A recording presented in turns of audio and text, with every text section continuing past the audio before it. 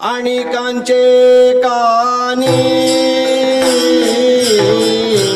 गुणदोष मनानानी गुणदोष मनानानी आणि कांचे कानी गुणदोष गुणदोष मनानानी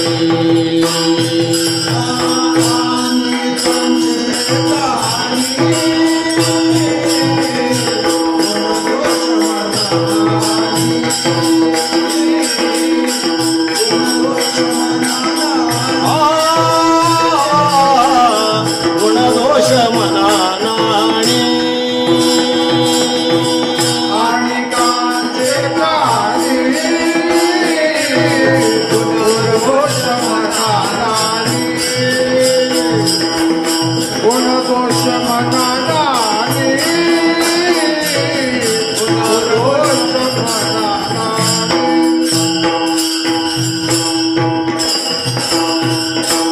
म्हणजे आपल्या वृत्तीला सावध ठेवण्याकरता काय काय गोष्टी पाहिजेत तर त्या ठिकाणी जसं अनेकांचे गुणदोष हे मनामध्ये सुद्धा आणायचे नाहीत.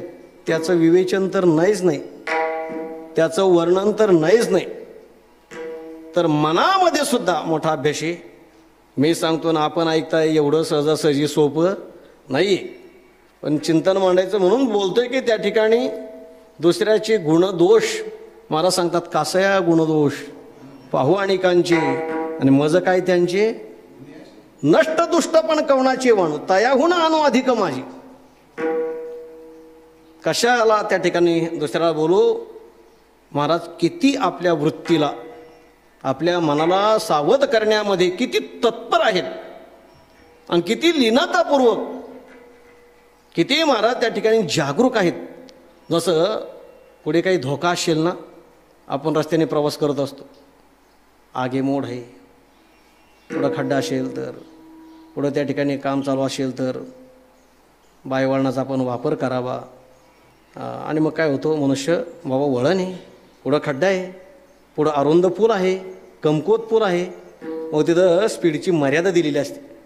ते वाचलं की काय करतो, लगेच मनुष्य जागा होतो, सावध होतो आणि सावध होऊन तिथून त्या पद्धतीने काय करतो, वाटचाल करतो. मग अशा आम्ही आळंदीला गेलो, इंद्राणी मातेला वंदन करायचं, खाली गेलो तर ते शेवळलेलं असतं. आता आपण इथं खाली उतरल्यानंतर शेवळलेलं असतं. शेवळलेलं आहे म्हटलं की त्या ठिकाणी आपण बरोबरच्या माणसाला सांगत असतो जरा शेवळलेलं आहे, जरा पाय निसटण्याची दाट शक्यता आहे, जरा जपून बरं का, वजनदार माणसं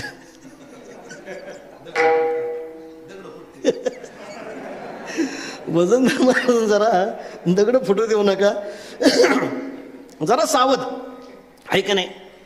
मग ज्या ठिकाणी पाय घसरून त्या ठिकाणी शेवळेल दगड आपल्या विवेचनामध्ये येतं की नाही, असे अनेक दगड असतात की जे शेवळतात आणि त्याच्यावर जर पाय पडला तर ते शेवळलेले असतात आणि दुसऱ्याला काय करतात, घसरून पाडतात.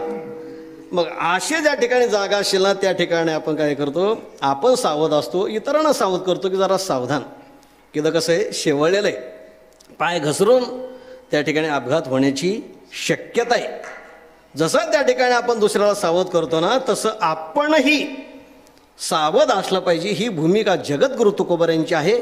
आणि म्हणून जगद्गुरु तुकोबर आपल्या मनाला त्या ठिकाणी जागा करून न घडावी पायी तुटी, आणि जी पायाला त्या ठिकाणी मिठी घातलेली आहे त्या मिठीची काय होऊ नये, ती मिठी सैल होऊ नये. न घडावी पायी तुटी मने मिठी घातली, जी मिठी घातलेली आहे ना, घातलेली मिठी सैल होऊ नये.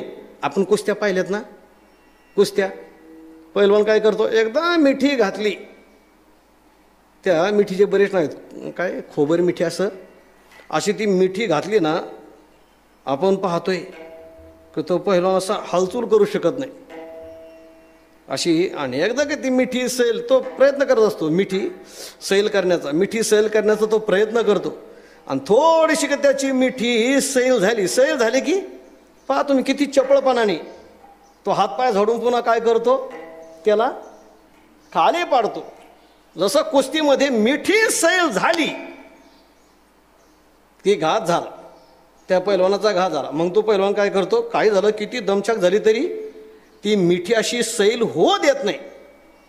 तसं जगद्गुरु तुकोबा सांगतात, ही मनाने आता मिठी घातलेली आणि मग ही मिठी सैल न होण्याकरता पुन्हा त्या मनाला सांगतोय, हा ढिलं पड नको बा, जरा आणखीन आवळून धर, नाही का, ते बाकी असतातच ना त्यांची ती पाठराखी, ते सांगतात पहा पहा पहा, ते तिकून आडतात, ते तिकून आडतात, मध्ये त्यांचे म्हणणं लागतात.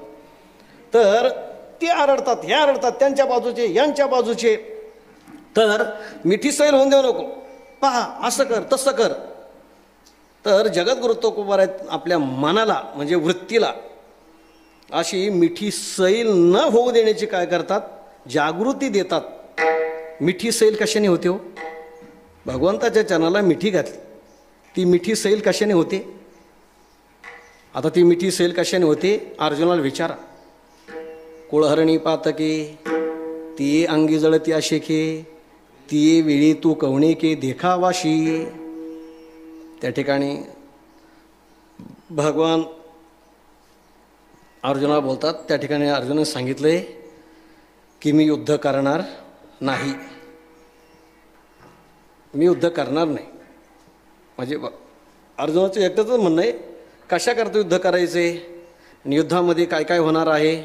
त्या ठिकाणी या सर्व योद्धे युद्धामध्ये जे जे आलेत, हे शूरवीर हे सर्व काय होणार आहेत, मरणार आहेत. मेल्याच्या नंतर यांच्या ज्या विधवा पत्न्या आहेत त्या काय करतील, व्यभिचार करतील. व्यभिचारापासून संकरित संतती निर्माण होईल आणि ती संकरित संतती, त्या संकरित संततीचं आपल्या कुळाचारावर प्रेम राहत नाही, कुळाचार विसरतील. पितरांच्या करता पिंडदानादी क्रिया ज्या कराव्या लागतात त्या सोडून देतील, त्या करणार नाहीत. आणि मग असा पिंडदानाचा त्या ठिकाणी पिंडांचं पिंड लुप्त झालं की मग काय होईल, जे पितर आहेत पतंती पितरो हे शाम लुप्त पिंडोदक क्रिया. आणि मग त्याच्याकडे होईल काय, ते पितर शाप देतील, पितरांचा कोप होईल. त्या ठिकाणी पितरांचा कोप झाला की आमचं पापाचरण हे वाढेल. आणि पापाचरण वाढलं की ज्ञानोबारीने हरिपाठ लिहायला घेतल्याच्या नंतर ज्ञानोबा पहिल्याच अभंगामध्ये लिहिणार आहेत की द्वारकेचा राणा पांडवा घरी. पण असं जर पाप झालं तर मग ज्ञानोबा द्वारकेचा राणा पांडवा घरी म्हणणार नाहीत ना. ज्ञानोबाराने आमचा गौरव करण्याकरता, द्वारकेचा राणा पांडवा घरी म्हणण्याकरता तो आमच्या घरी राहिला पाहिजेस ना, 12व्या शतकापर्यंत तो आमच्या घरी राहिला पाहिजेस ना. आणि मग आमच्याकडून जर पाप होईल, कुळाचा जर घात झाला तर त्या ठिकाणी अशा पाप्याच्या घरी तू राहणार नाहीस. कुळहरणी पातके ती अंगी जळती आशेके. आणि मग असं पातक जडल्याच्या नंतर पाप्याच्या घरी तू भ्याडानंतर बहुपापा, त्या ठिकाणी तू पाप्याच्या घरी दुराचार्याच्या घरी तू राहणार नाहीस. आणि मग त्याच्याकरता मला युद्ध करायचं नाही. मला हे सांगायचं आहे की त्या ठिकाणी भगवंताच्या चरणाला असलेली मिठी कशाने सैल होते, पापाने, दुराचाराने. तर आता सगळं काम क्रोधाधिक विकार, हे काम क्रोधाधिक विकार असले की कामतः राम नाही, रामतः नाही काम. ज्या ठिकाणी काम आहे त्या ठिकाणी राम नाही, आहे का नाही. जसं भगवान सांग जही शत्रू, या शत्रूंना काय कर बाबा, तू या शत्रूंचा त्याग कर. पण शत्रूचा त्याग कर, त्याच्या अगोदर शत्रूच निर्माण होऊ द्यायचे नाहीत ना.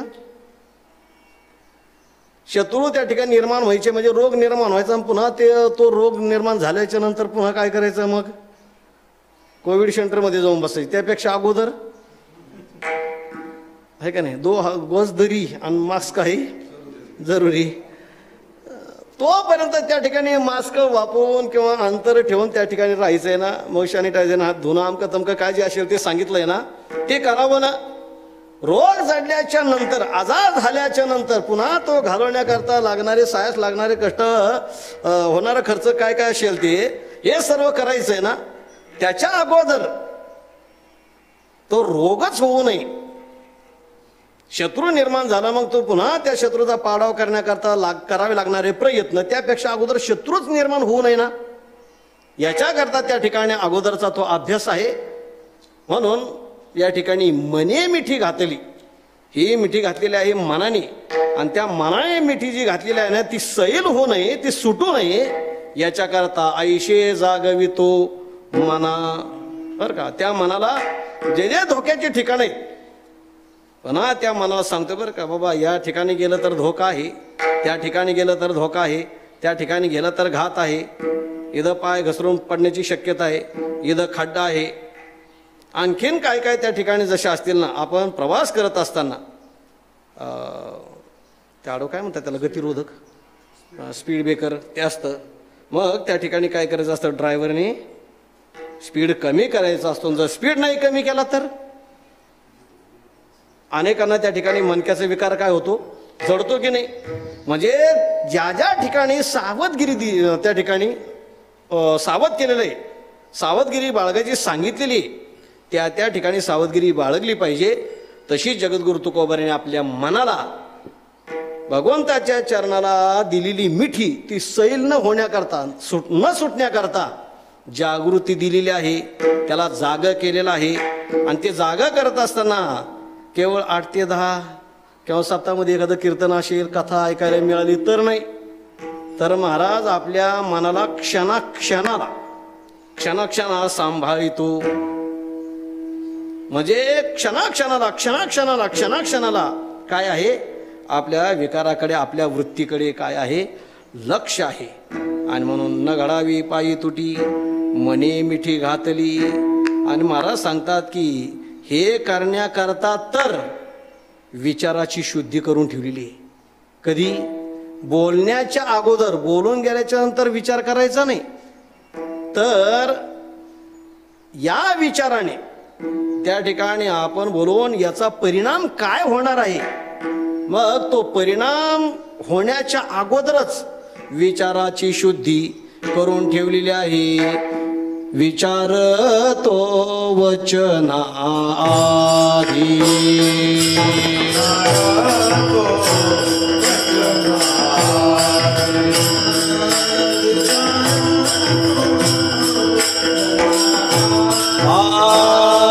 विचार तो वचना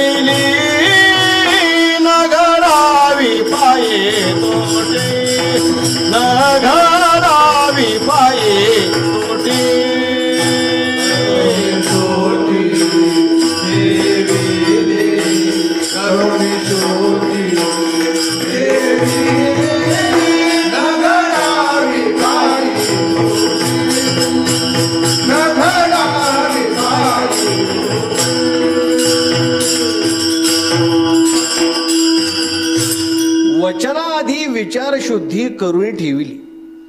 बरं का, अगोदरच काय केलेली आहे, विचार शुद्धी. म्हणून आपल्या अनेक जीवनामध्ये जी शुद्धी सदाचार दृष्टीने ती सांगितलेली, त्याच्यामध्ये विचार शुद्धी, आपण शरीर शुद्धी आहे की नाही, पोशाख, या सर्व शुद्ध्या या करतो. त्याच्यामध्ये शुद्धपणा ठेवतो असावा, पण त्याच्यामध्ये विचारशुद्धी अत्यंत महत्त्वाची. असे विचार एखाद्या सदाचारी माणसाच्या ठिकाणीही कधीही विचारशुद्धी बिघडे सांगता येत नाही. कधी त्याचे विचार बिघडते सांगता येत नाही. परीक्षित राजा पांडवांचा वंशज आहे, केवढी पवित्रता आहे, राजा आहे, सदाचार्य आहे, सर्व संपन्न आहे. पण त्या ठिकाणी जेव्हा वनामध्ये शिकार करण्याकरता जातो, शमीक ऋषी त्या ठिकाणी तपश्चर्या करतात. ते आपल्या साधनेमध्ये समाधीमध्ये रत आहेत.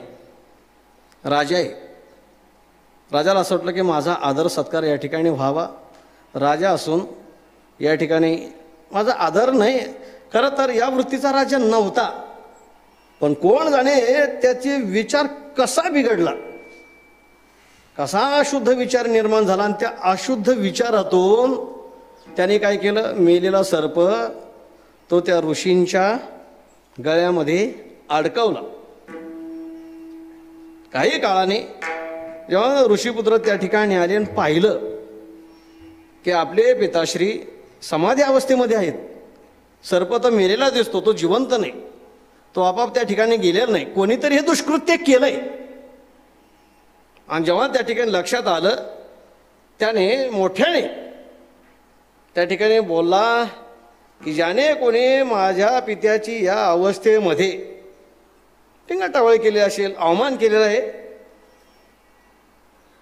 7व्या दिवशी त्याचा तक्षक जाऊन काय होईल, मृत्यू होईल. आणि मग हा सर्व आरडाओरडा पाहून जेव्हा ऋषी समाधीतून उत्थान पावले, काय झालं बाबा, मग झालेला सर्व प्रकार सांगितला. पुन्हा ऋषीने त्या ठिकाणी पाहिलं अंतर्ज्ञानाने, तर हे कृत्य दुसरं तिसरं कोणी केलेलं नसून परीक्षिती, की जो आपल्या नगरीचा राजा आहे. शेवटी राजा आपल्या सर्वांचं पालन करणार आहे, पोषण करणार आहे, वर नीतिमान राजा आहे. हा एखाद्या दुष्कृती माणसाकडून घडलं तर ठीक आहे, पण नीतिमान राजाकडून आहे, घडलंय, घडू नये, पण चला ब्रह्मशाप आहे, सांगितलं बाबा किमान त्यांना जाऊन कल्पना तरी द्या. पण जेव्हा राजाच्या अगोदर हे लक्षामध्ये आलं की आपल्याकडून घडलेलं दुष्कृत्य असं आहे, शहाणे माणसं चुकत नाहीत, आणि चुकले तर त्यांच्या लक्षामध्ये तात्काळ येतं की आपल्याकडून ही चूक झाली. मग काय झालं, राजाही सत्शील आहे, सदाचार्य आहे, त्याच्यामुळं लक्षामध्ये आलं, आणि तोपर्यंत त्यांच्यापर्यंत ही बातमी आली सुद्धा. आणि मग त्या राजाने असं म्हटलं नाही की एवढी छोटी चूक झाली, मग एवढं मला काय, आणि मी राजा आहे, शेवटी मी तुमच्याकडे पाहून घेतो, हे का नाही, असं कोणत्याही प्रकारचं दुरुत्तर केलं नाही. राजाने पश्चाताप केलेला आहे. इति लंघित मर्यादम, कसं आहे, माझ्याकडून ही मर्यादेचं काय झालेलं आहे, उल्लंघन झालेलं आहे. आणि म्हणून ठीक आहे, मला या दुष्कृत्याबद्दल मिळू दे, शाप मिळालाय ना, किंवा आणखीन जे काय शिक्षा आहे ते मला मिळू द्या, माझं हे राज्य नष्ट होऊ दे, माझा खजिना जळून जाऊ दे, काय काय असेल ते त्याने पश्चाताप केलेला आहे. आणि म्हणून विचारशुद्धी त्या ठिकाणी, एखाद्या शुद्ध विचाराच्या माणसाच्या ठिकाणी, सद्गुणी सदाचारी माणसाच्या ठिकाणी दुराचार किंवा दुर्बुद्धी ही निर्माण होऊ शकते. म्हणून जगद्गुरु तुकोबारांनी अशीच प्रार्थना केली की दुर्बुद्धी ते म्हणा कदा नुपजो नारायणा. सद्बुद्धी जरी त्या ठिकाणी आली ना, तरी सुद्धा कधीतरी क्वचित प्रसंगी दुर्बुद्धी काय करते हो, प्रवेश करू शकते, प्रवेश करू शकते. आणि म्हणून आमचे वडील लहानपणी सांगायचे की लग्न आलं की ते हातपाय धुवायचे, शौचून आलं की हातपाय, लहानपणी तेवढं ते कंटाळायचं. मग त्याने ते सांगायचं म्हणजे आपला कोण तो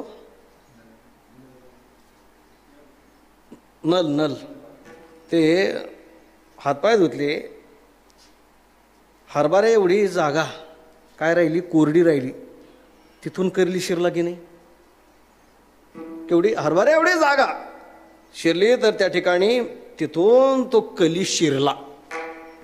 म्हणून आपल्या जीवनामध्ये, सदाचार संपन्न जीवनामध्येही असा कधीतरी अशी दुर्बुद्धी, असा हा कली शिरण्याची शक्यता असते. आणि म्हणून जगद्गुरु तुकोबार आहे की विचारशुद्धी कोणत्याही परिस्थितीमध्ये, त्या ठिकाणी विचारामध्ये बदल, विचारामध्ये विकृती त्या ठिकाणी अजिबात होऊ देणार नाही. म्हणून विचारतो वचनाधी करुणेशुद्धी ठेविली, कशा करता न घडावी पायी तुटी, मनी मिठी घातली.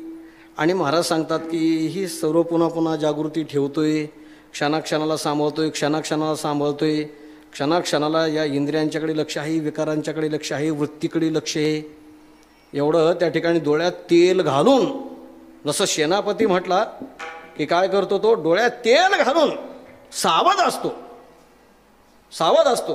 कसं आहे, शत्रू कोणाला अटॅक करत असतो, बाकीच्या सैन्यावर नाही.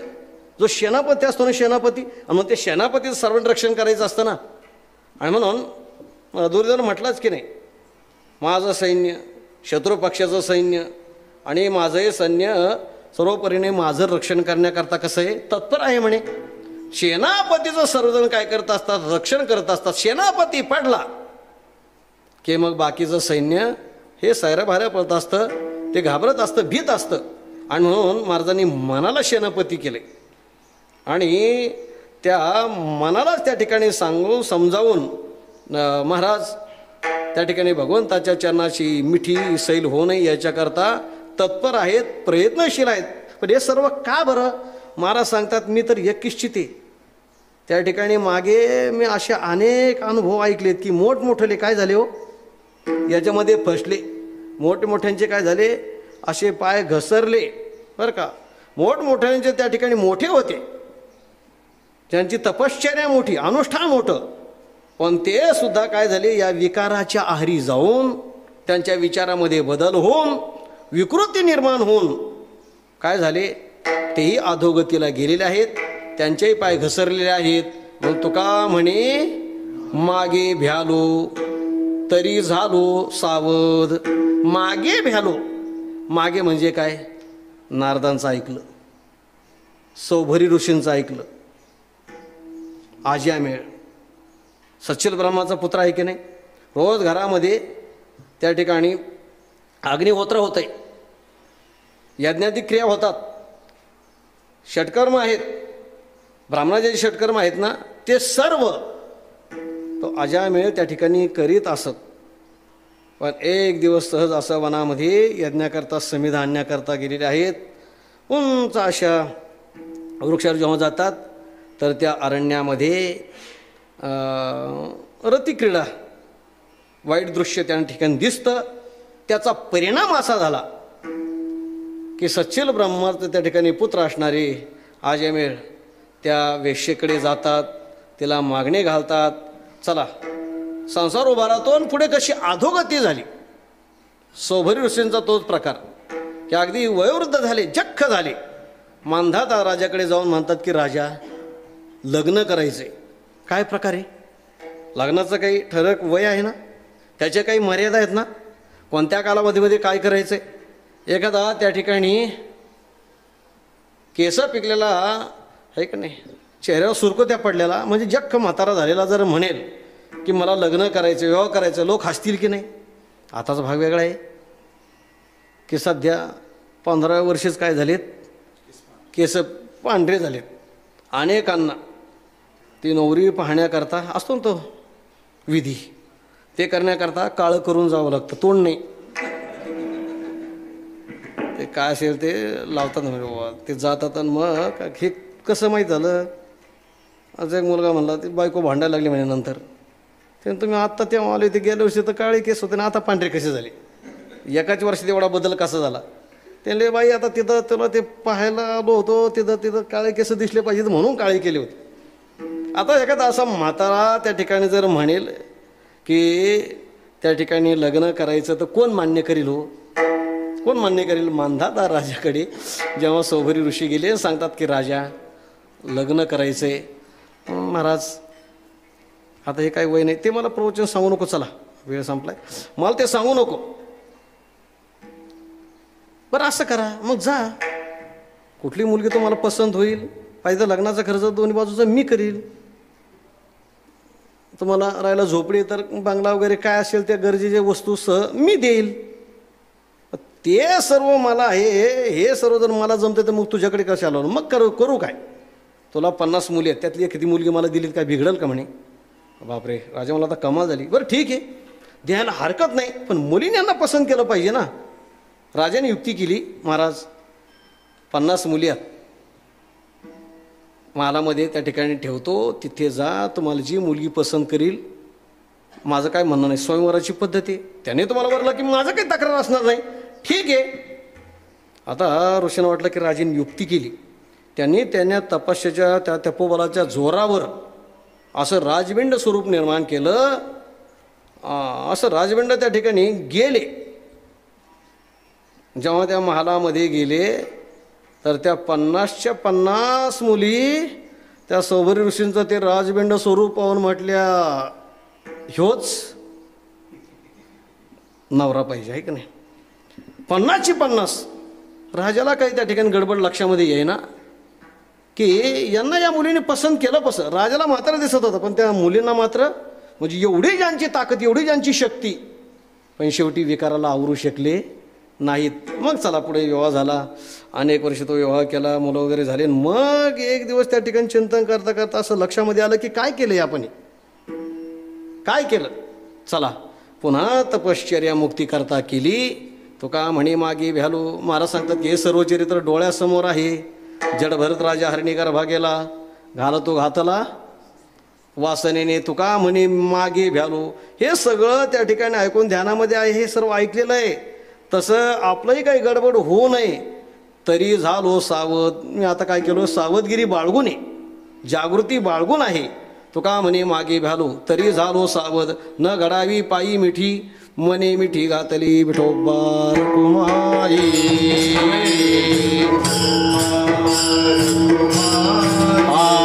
विठोबा कुमाई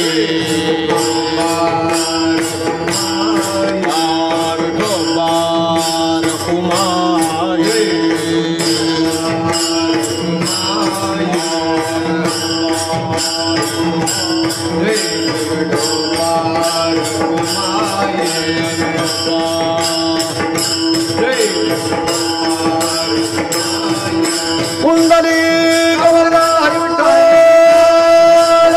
श्री ज्ञानदेव तुकारा ठोपार कुमाई जय जय ठोपार कुमाई जय जय ठोपार कुमाई जय जय ठोपार कुमाई. कुंडली गवर्धा श्री ज्ञानदेव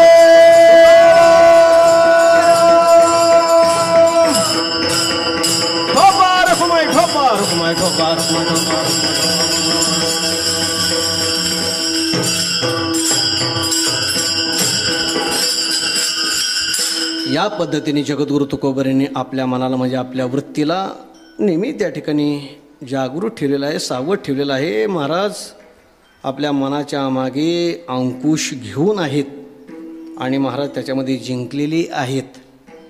आणि म्हणून छत्रपती शिवाजी महाराज नजराणा पाठवला. नाही मिठी सैल झाली ना. जेव्हा एक वारांगणा महाराजांशील भ्रष्ट करण्याकरता गेली नाही मिठी सैल झाली. मंबाजी बाबाने काट्याच्या काठीने मारलं नाही मिठी सैल झाली. का क्षणाक्षणा सांभाळितो. चुकण्याकरता किती लागतं एक क्षणच ना.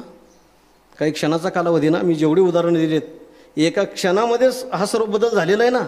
म्हणून क्षणाला एवढं महत्त्व आहे. म्हणून क्षणाक्षणाची करा विचार. जेव्हा क्षण शब्द आलेला आहे अनेक ठिकाणी त्या ठिकाणी क्षणभंगूर हे जाय न कळता क्षणभंगूर नाही भरवसा एवढं क्षणाचं महत्त्व आहे.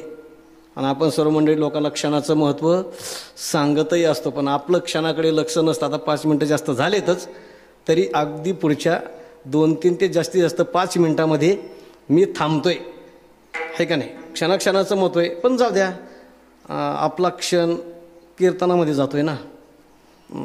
जो आपला क्षण चालला तो कीर्तनामध्ये चालला आहे आणि त्या क्षणाला जपण्याकरता तर या क्षणाचाच उपयोग होणार आहे ना. हे क्षण जे आहेत ना ते इतर 22 तासाला सांभाळण्याकरता तर उपयोगी पडणार आहेत ना. आणि म्हणून याच्यामध्ये जरी काही क्षण जास्त गेले तर काही बिघडणार नाही, पण नाही घालवायचे ना, आपल्या काही मर्यादा असतात. तर महाराजांची मिठी नाही सैल झाली, आणखीन काही गोष्टी झाल्यात. आणि म्हणून जगद्गुरु तुकोबाराय मोठ्याने म्हणू शकतात की काम क्रोधा नाही चाली, आहे का नाही. म्हणून तर ज्ञानोबारांच्या बाबतीमध्ये नमो ज्ञानेश्वरा निष्कलंका, त्यांची त्या ठिकाणी भगवंताच्या चरणाला असलेली मिठी सैल नाही झाली का. त्यांच्या प्रत्येक क्षणाला त्या ठिकाणी वृत्तीवर काय आहे, ताबा आहे. आणि म्हणून ऋषीमुनी चुकले, मला वेगळ्या अर्थाने म्हणायचं नाही. या कथेमध्ये त्या दृष्टीने तर म्हटलं तर आपण म्हटलं ना, ज्ञानोबाराय आणि तुकोबाराय म्हणजे सर्वच आपले संत मंडळी. आणि ऋषीमुनी जर म्हटलं तर त्या दृष्टीने म्हटलं तर मग ऋषीमुनी चुकले असं आपल्याला म्हणण्याकरता वाव आहे. पाय घसरला असं म्हणण्याकरता वाव आहे. नंतर ती जागृती झाली, नंतर सुधारली, नंतर मग पुन्हा हे काय झालं, कशाने झालं, नंतर पुन्हा तो विचार आला. पण मधला काही कालावधी जो आहे, नाही म्हटलं तर त्याच्यामध्ये पदभ्रष्टता झालेलीच आहे. पण ज्ञानोबाराय तुकोबारायांचं जीवन नाही झालं. तसे प्रसंग आले, काय खाव्या तर कोणीकडे जावी, तरीसुद्धा नाही मिठी सैल झाली ना. आमच्याकडे परवा आता गाराचा पाऊस झाला ना, काय चांगले चांगले हरिभक्त लोक, माळकरी लोक, वारकरी लोक देवाला दूषण देऊन मोकळे होतात. ही मिठी सैल आपली मिठी. थोडा गाराचा पाऊस झाला, थोडंसं आपल्या प्रतिकूल, आपल्या वृत्तीच्या विरोधात झाला, आपल्या समजुतीच्या विरोधात झाला, आपल्या मनाच्या विरोधात झालं की लगेचच्या लगेच आपण काय करतो, देवाला दूषण देऊन. व्यावहारिक लोक असतात ना, आता भरपूर लोक ऐकतात, जाऊ दे त्यांच्यापर्यंत जाईल ना. काय थोडं जरी त्या ठिकाणी मनाच्या विरोधात झालं, भगवान पाहतो ना, थोडंसं याला थोडं दिलं संकट तर काय करतोय, हा काय करतोय, काय करतोय. थोडं झालं तर लगेचच्या लगेच मनुष्य देवाला दूषण देऊन त्या ठिकाणी मोकळं होतो. चांगलं झालं की मी केलं, वाईट केलं की देवाने केलं. काय अर्थ होतो याचा, हे मिठी सैल होण्याचाच प्रकार आहे. म्हणून हा निश्चय महाराज करतात. आणि कोणत्याही पद्धतीने आपली विचारशुद्धी जी आहे ना, ती विचारशुद्धी, विचार अशुद्ध होऊच देत नाहीत, आपल्या विचारामध्ये बदल होऊच देत नाहीत. आणि त्याच्याकरता महाराज असे अनेक उदाहरणं साक्षी ठेवतात.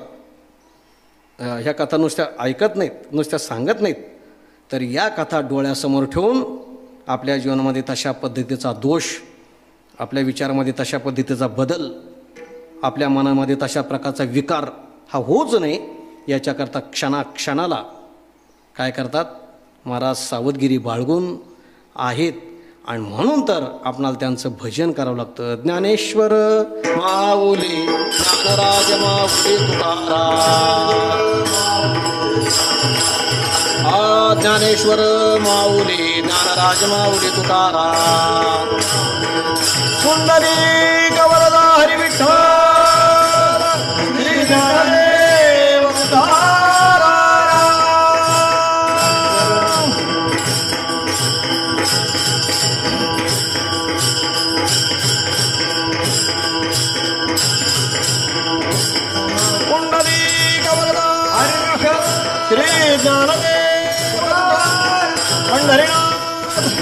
माऊली ज्ञानेश्वर महाराज, जगद्गुरु तुकाराम महाराज, सद्गुरु जोग महाराज की जय.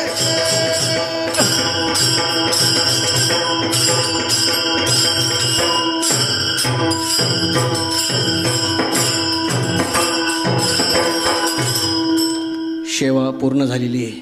अर्थात जो काही भाव आहे तो अभंगाच्या अनुषंगाने, म्हणजे सुरुवात अशी केली होती की महाराज या अभंगामधून स्वसाक्षित्वाची भावना ही काय करतात, व्यक्त करतात की मीची मजर राखण झालो. आपणच आपल्याला त्या ठिकाणी राखायला असलो तर त्या ठिकाणी आपल्या वृत्तीमध्ये विकार शिरून आपली अधोगती अर्थातच होणार नाही. आणि अशी विकार उत्पन्न होऊन निर्माण होऊन खरं तर आपली जी काही भगवंताच्या चरणाशी मिठी पडलेली आहे, आपला जो काही संबंध आलेला आहे तो संबंध आता प्रस्थापित झालेला आहे, तो तसा चिरकाळ टिकावा याकरता अर्थात आपल्या सर्वांचे प्रयत्न, सर्वांची इच्छा आहे. आणि त्या दृष्टीने आपण प्रयत्न करावेत. याच्याकरता जगद्गुरु तुकोबारायांनी या अभंगाच्याद्वारे आपणाला एक प्रकारे मार्गदर्शन केलेलं आहे. अर्थात ते आपण आपल्या जीवनामध्ये घ्यावं. म्हणून हा काही उपदेश किंवा हे काही अधिकारवाणीने सांगणं असं नाही, तर त्या ठिकाणी पूज्य बाबांनी मला जी काही आज्ञा आणि मोठ्या आनंदाने ही सेवा करतो आहे. आमच्या जीवनामध्ये देहूचं स्थान हे काही आगळ्यावेगळ्या पद्धतीने म्हणजे सांप्रदायिक पद्धतीने हे क्षेत्र आहेतच, पण माझ्या पारमार्थिक जीवनाला सुरुवात अगोदर देहूमधून झालेली. मी अगोदर पंढरपूरला नाही गेलो, अगोदर आळंदीला नाही, तर पहिलं पाऊल देहूमध्ये पडलं आहे, तेही 82ला. आता कसं आहे, कोणतरी साक्षी पाहिजे. नाथ महाराज साक्ष आहे. कशी 82-83 दरम्यान म्हणजे आम्ही 4-5 वर्ष नाशिकला जेव्हा जायचो रामनवमीला, महाराज आणि कृष्णा महाराज आपले जगन्नाथ महाराज पवार अण्णांच्याकडे, म्हणून वडिलांची त्यांची ती मैत्री, त्या भावनेतून ते रामनवमीच्या उत्सवाला बोलवायचे नाही का. यशवंत महाराज पटांगणावर मोठा रामनवमीचा उत्सव व्हायचा. त्या उत्सवामध्ये म्हणजे हे दोघे अण्णांकडे असायचे आणि आम्ही लहान म्हणजे वडिलांच्याबरोबर गेलो म्हणून तेव्हापासूनचा आता नाथ महाराज आपणाला माहिती आहे. मला अजूनही तेव्हापासून ते रामप्रभू म्हटलेलं आठवतं आहे. कधी भेट झाली तरी रामप्रभू. किती तेव्हा लहान होतो, म्हणजे तुम्हाला 82-83चं सांगतो आहे, तेव्हापासून ते आहेत. फार तर 84 असेल. तर 82ला जेव्हा या भूमीमध्ये मोठे स्वाभिमानाने सांगत असतो की अनेक वेळा जेव्हा केव्हा बोलण्याचा प्रसंग येतो, चरित्र सांगायचं म्हणून नाही किंवा तुम्ही कोणी माझं चरित्र लिहायला घ्यावं म्हणून नाही, तर कधीतरी आपणाला मागची त्या ठिकाणी आठवण असली पाहिजे ना. तो का म्हणे मागे मागे पाहावं लागेल ना अभिमानाने, की देहूमध्ये वडिलांच्या मागे लागून इथं वारकरी संत विद्यापीठ निघालं होतं. वैकुंठाशी गुरु नथसिंग बाबांनी माझ्या वडिलांना निवृत्तीदादा म्हटले की एखादा मला असा द्या शिकवले विद्यार्थी. तर तेव्हा इथं शिक्षक म्हणून ठेवलेलं होतं. त्यावेळेस आपले मारुती बाबा गुरव यांचे चिरंजीव नामदेव गुरुजी ते होते. एकनाथ मारुती तर नंतर, पण ते नामदेव गुरुजी होते, ते होते. हाही भाग मला त्या ठिकाणी आठवतो आहे. चला त्यातून इथं म्हणजे हे आता जे गाथा मंदिर आहे, ही तर खेळायची जागा आहे, इथं खेळलेलोच आहे. म्हणजे देवतली आपली मित्रमंडळी या जागेवर अगदी डोहापर्यंत जाऊन द्या, काय काय खेळून कसं काय सगळं ते फक्त खेळलेलं सांगतोय. ही सगळं खेळायची जागा, पण काय जीवनामध्ये असते संतांची कृपा, सद्गुरूंची कृपा, सद्गुरू जोग महाराज, गुरुवर्य, सर्व वारकरी शिक्षण संस्थेची गुरुजन मंडळी, काय त्यांची कृपा की ज्या जागेवर आपण खेळलो त्या जागेवर कीर्तन करण्याचा योग यावा.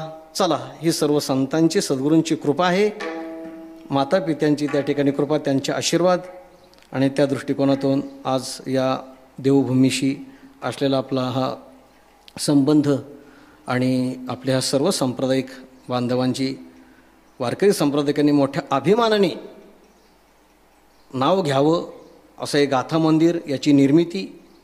आपण जेव्हा महाराष्ट्र सोडून इतर प्रांतामध्ये जाऊ तेव्हा आपणाला आमच्याही संप्रदायामध्ये असे स्थानं आहेत, अशा पद्धतीने स्वाभिमानाने सांगता यावं, अशा पद्धतीचं हे स्थान.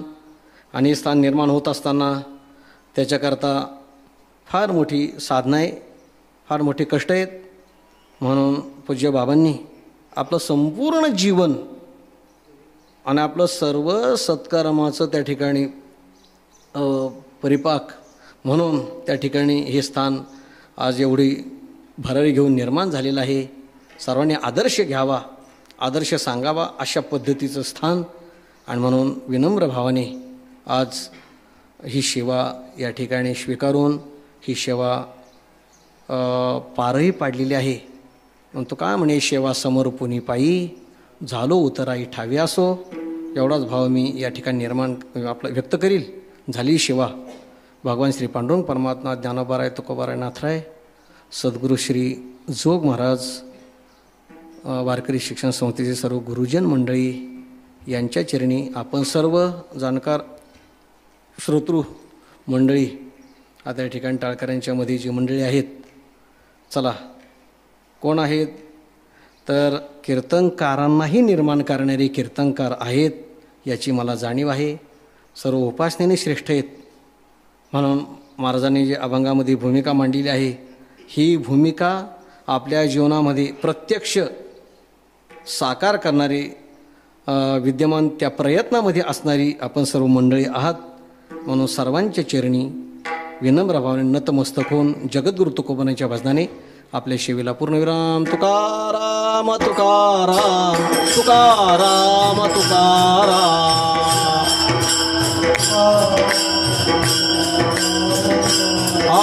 तुकाराम तुकाराम तुकाराम तुकाराम.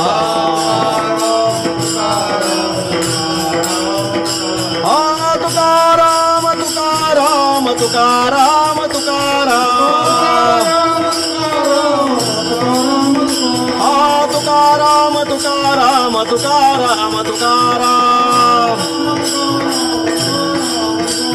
तुकाराम तुकाराम तुकाराम तुकाराम. तुकाराम तुकाराम तुकाराम तुकाराम. तुकाराम तुकाराम तुकाराम तुकाराम.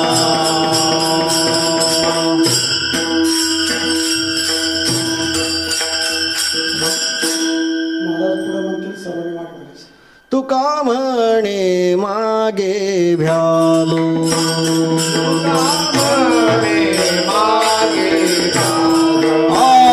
तुका म्हणे मागे भ्यालो.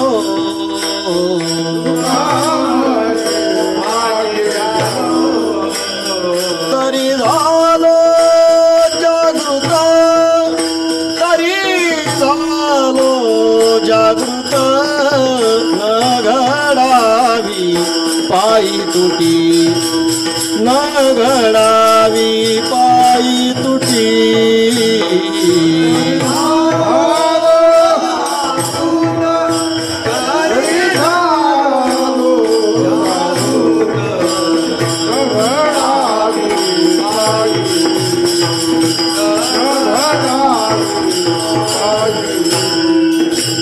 मने मिठी घातली, मने मिठी घातली, मने मिठी घातली. न घडावी पायी तुटी, न घडावी पायी तुटी.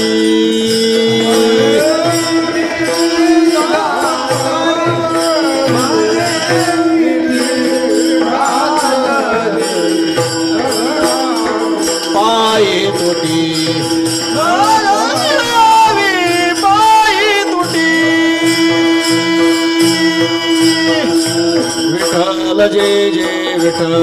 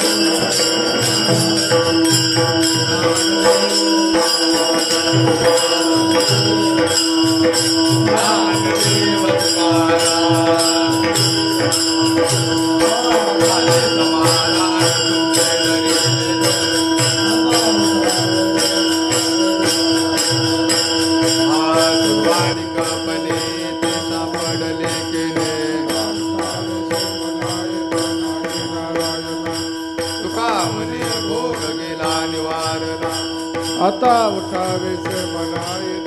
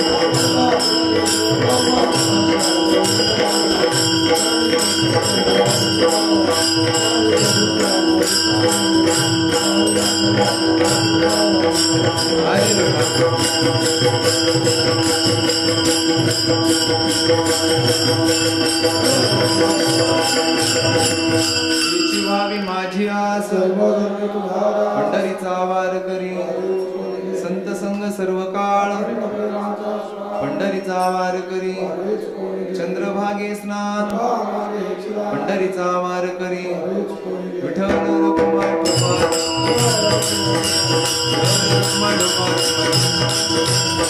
कल्पायुष्य व्हावे तया कुळा कल्पनेची बाधा न हो कोणी काळी संत मंडळी सुखी असो अहंकाराचा वारा न लागो राजसा माझ्या विष्णुनाचा भाविकास नामा म्हणे तया सावे कल्याण किरीदान पांडुरंग मागणे ते एक तुझ प्रती आहे देशी तरी पाहे पांडुरंग या संतासी निरविहीची मज दे अनेक तुझे काय न माग तुका म्हणे आता उदार तू होई या संतासी निरविहीची मज दे अनेक तुझे काय न माग ज्ञानदेव तुकारा ज्ञानदेव तुकारा ज्ञानदेव तुकारा ज्ञानदेव तुकारा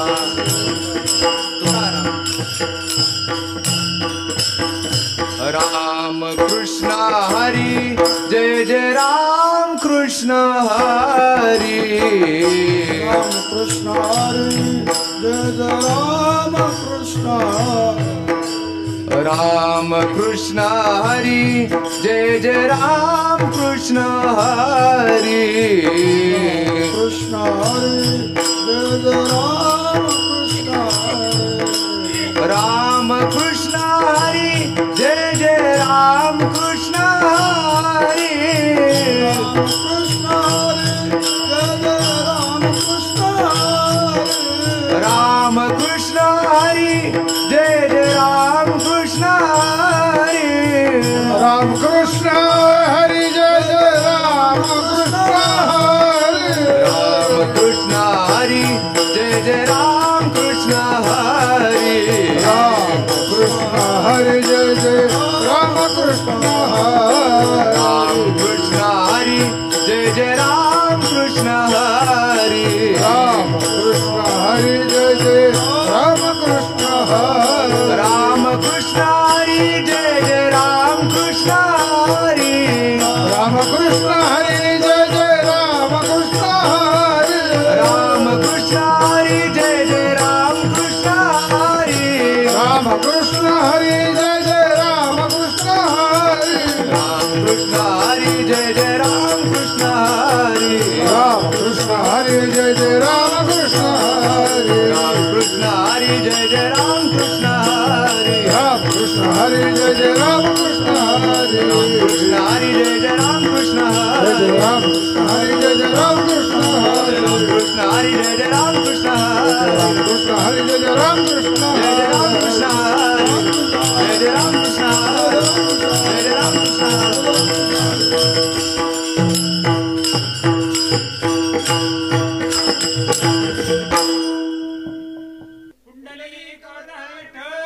श्री ज्ञानदेव तुकाराम पंढरीनाथ भगवान की जय माऊली ज्ञानेश्वर महाराज की जय जगद्गुरु तुकाराम महाराज की जय जोग महाराज की जय सब संतन की जय। गोष्टी महाराज हे यूट्यूब चॅनल आजच सबस्क्राईब करा, बेल आयकॉनवर क्लिक करा. शुद्ध सांप्रदायिक चाली, कीर्तनं, प्रवचनं, कथा, पारायणं असे वारकरी संप्रदायाशी संबंधित व्हिडिओ पहा. आपणही पहा आणि इतरांनाही आग्रहपूर्वक सांगा.